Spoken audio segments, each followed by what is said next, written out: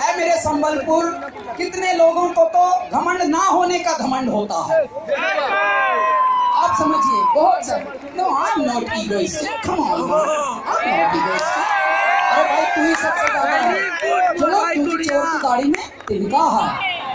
तो ऐ मेरे संबलपुर, यहाँ पर आकर माँ समलेश्वरी का प्रभाव तो आप लोगों में दिख रहा है, परंतु मेरे भोलेनाथ का भी प्रभाव दिख रहा है, मेरे महादेव का।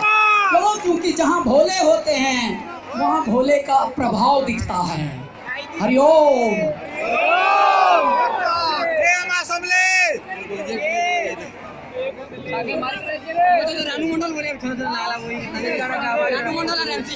आप सबसे मेरा अनुरोध है, आप संख्या में तो मैंने जैसा निवेदन अपने वीडियो में किया था आप सबसे कि अधिक से अधिक आना, वो तो आपने मेरा कहा माना। एक और कहा मानते जाइएगा, जो भी नाच सके वो नाचना, परंतु क्योंकि यहाँ की व्यवस्था इतनी प्रभाव करने वाली हमको मिली,